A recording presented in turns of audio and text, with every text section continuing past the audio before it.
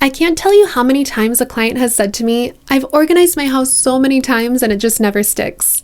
In this video, I want to walk you through why organizing doesn't work for most people and what actually needs to happen if you want your space to stay organized long term.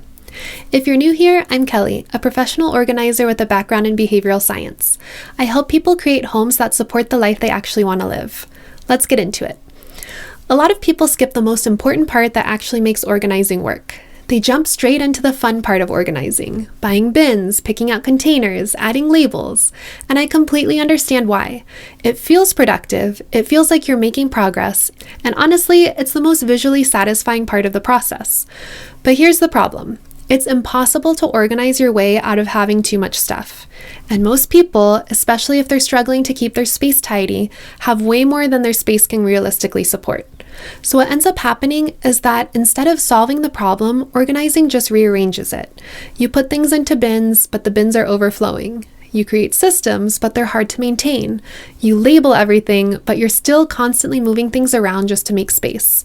And over time, those systems start to break down.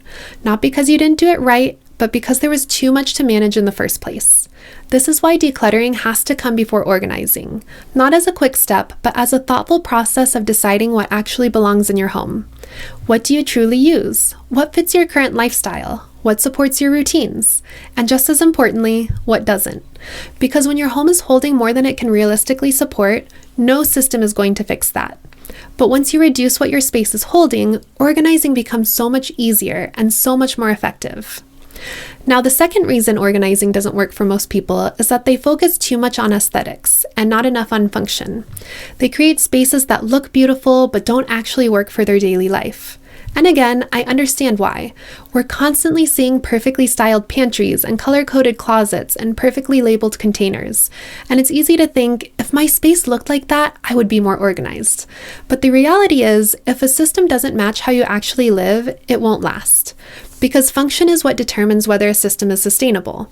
Is it easy to put things away? Can you find what you need without thinking too hard? Does the system support your natural habits or fight against them? These are the questions that matter, because a system that looks good but that's hard to maintain will eventually fall apart. Whereas a system that works for your real life, even if it's simple or not perfectly aesthetic, will actually stick. And ideally, you find a balance between the two. You create systems that are functional first, and then layer in aesthetics in a way that supports that function, not the other way around. Because when function comes first, the space works. And when the space works, it stays organized with much less effort. So if you've tried organizing before and it didn't last, I want you to take a step back and ask yourself, did I reduce what I was trying to manage first? Or did I try to organize everything I had? And did I create a system based on how I actually live or based on how I thought it was supposed to look? Because those two things, what your home is holding and how your systems function, are what determine whether organizing works. Not the bins, not the labels, not the aesthetics. Those are tools, but they only work when they're supported by the right foundation. And when you get that foundation right, everything changes. Organizing feels easier, your space feels lighter, and instead of constantly resetting and starting over, you actually start to maintain the systems you've created. And that's the goal. Not just to organize your home once, but to create a home that stays organized in a way that feels natural and sustainable. If you're ready to get your home organized in a way that works for you, check out my recent video that's about the hidden cost of too many options. It will help you understand the importance of being intentional about the options you have in your home.